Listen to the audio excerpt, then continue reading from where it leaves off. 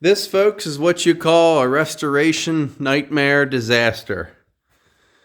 I've been in the garage for probably over 10 hours, maybe 11. And this is the fruit of the labor. Now, I had a good portion of the front bend here done, but there was some conflict with the foot peg, and this piece I had to cut and then make a piece fit. The foot peg riser is done. Had to go with just 3 pieces of aluminum. I'm still not done clearancing the chain and foot peg and bolt in there. But basically I started this morning with this piece. This piece was already made back to here, but I had to fit this, make it work. I had welded the tab on last week. Got what I call the expansion chamber done. Had to remount the right rear. That's actually the front tire because that holds air. I just used my rubber blowgun and seated the beads because these old 2-piece wheels don't have nothing for bead seating. A little bit of pressure and they'll pop right on. This silencer is just an old WFO silencer. That's what the sticker was on it. I don't know if that was a brand or if that was just a catchphrase back then. And I think it was supposed to go the other way with the bend going this way, not this way, but whatever. There's no rules with this particular project aside from make it look as close to the pictures as I can.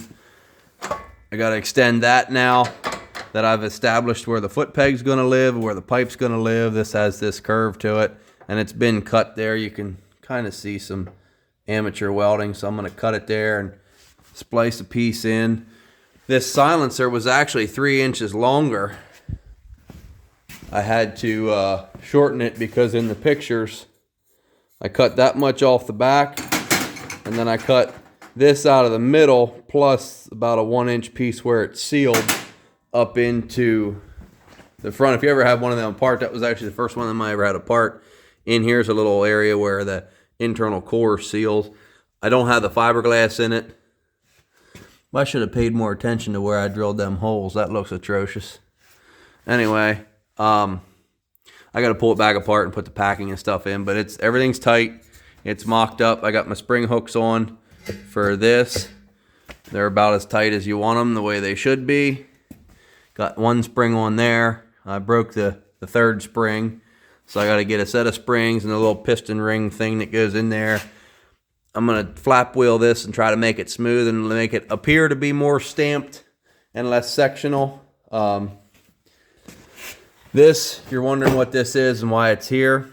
It's not intentional. I was going to step up and go to a big megaphone, but upon further inspection, looking at the pictures, you could see some of the frame under, and you could see a little bit of gap between Honda. So my diameter was too big. I mentioned that in the previous video. I had to cut this down. I just took my snips and cut about 1 inch out of it and re-rolled it. So then I had to go, I went up, I had to go down. And then now this is more of a cone to try to blend into this cone. And it's just a cone freaking mess. But it's been a long day. And I really want this project to be done. But the pipe is done. So like I said, I'm going to flap wheel it, clean it out real good, flush it, put the fiberglass packing in there, get the new piston ring thing that goes on the flange, all 3 new springs. And then that'll be in place and done.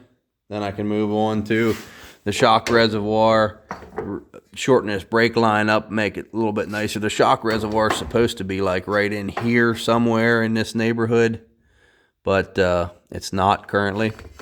So just some routing things and cleaning it up and just going back to what the pictures make it. Like I said, clearance on this bolt in there.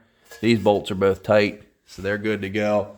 And then the knee cup, I was thinking about it, and I thought I don't think that was aluminum because it's hard to weld aluminum to steel. Impossible, actually. So I just made aluminum slug and I pressed it in this piece of steel I had that I bored out and turned down to make it the same dimensions as the little stub that's on the frame.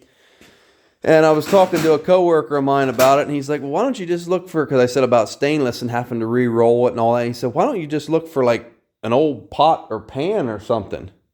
So today he stops by with this. That is perfect. So tomorrow, this little guy is going to get cannibalized for the knee cup, and I'm going to pull this apart. It actually, when my buddy welded it for me, it got hot and this actually expanded. So it's got a little bit of looseness to it. I'm going to try to get it out of there.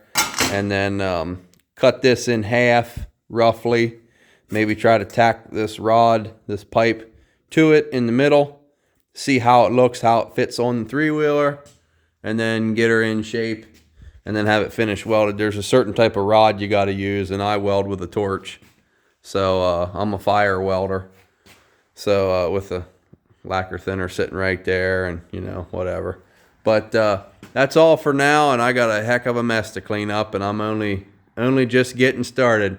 We'll see you on the next one.